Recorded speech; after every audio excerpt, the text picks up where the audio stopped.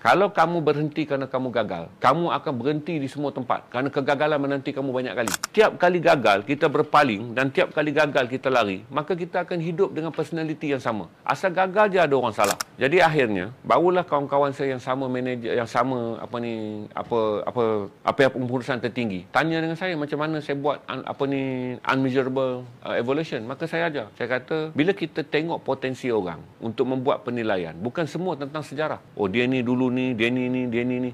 Kita kena lihat dia boleh ke mana. Yang saya kata, kelebihan seorang wanita yang telah berkeluarga, anak akan menjadi daya tolak dia untuk bekerja lebih baik. Kecintaan dia untuk mendapat, dia ada pandangan yang jelas. Dia nak anak dia keluar daripada rumahan biasa yang dia duduk dengan penuh kecurian, suasana kesihatan yang tak okey. Dia dapat dia nak. Jadi dia ada pandangan depan yang jelas. Maka saya kata bagi dia dulu. Dan jarak umur mereka 6 tahun.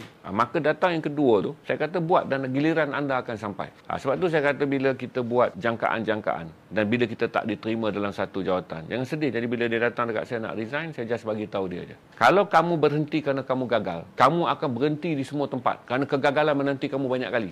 Saya kata kalau sekarang berhenti tak apalah, pergi Media Prima kerja. Kawan you ada kat Media Prima, dia boleh bagi gaji yang lebih baik. Bukan tentang gaji saya kata, tentang bagaimana kita belajar satu proses yang sekali kita lulus, kita akan lulus. Sebab gagal ni bukan proses sekali. Dia akan menjadi proses yang berkali-kali dalam hidup kita. Tiap kali gagal, kita berpaling dan tiap kali gagal kita lari, maka kita akan hidup dengan personality yang sama. Asal gagal je ada orang salah. Saya kata sekarang, kamu gagal naik pangkat, kamu boleh salahkan saya. Kerana saya memilih orang lain. Nanti kamu pergi ke tempat lain, kamu gagal lagi. Kamu akan melatih fikiran kamu. Dengan mengatakan setiap kegagalan kita, mesti ada orang lain yang bersalah.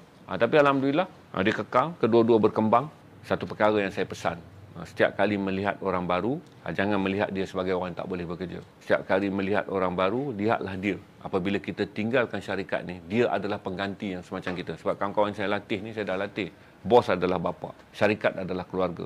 Orang yang bekerja dengan kita adalah saudara mara. Kalau kita tak boleh bertegas dengan kasih sayang, bekerja kuat dengan kasih sayang, marah dengan kasih sayang, straight dengan kasih sayang dan mengurus semua kesilapan dan juga benda yang betul dengan cara kasih sayang, jangan haraplah syarikat akan dapat membangun. Jadi kita teringatlah cerita ni. Jadi kedua-dua mereka okey, karirnya semua berjalan dengan baik. Walaupun pada tahun 2014 tu berlaku, 2016 tu berlaku ketegangan. Tentang semua orang tuduh saya buat silap. Semua orang tuduh buat silap. Sebab di atas kertas, seorang yang telah berjaya mengurangkan kos operasi sepatut naik pangkat. Tapi saya melihat personality ke depan. Saya tak mau lihat, okay, ni betul lah dua-dua ni layak kerana sejarahnya, rekodnya. Tapi bila interview untuk naik pangkat, saya tak mau tengok rekod. Saya nak tengok potensi berdasarkan job scope baru. Job scope baru adalah dengan kepakaran anda membuat kandungan, anda dipindahkan daripada membuat kandungan kepada belajar menjual kandungan ni daripada nilai dia sekian jumlah, berapa banyak nilai yang saudara boleh naikkan.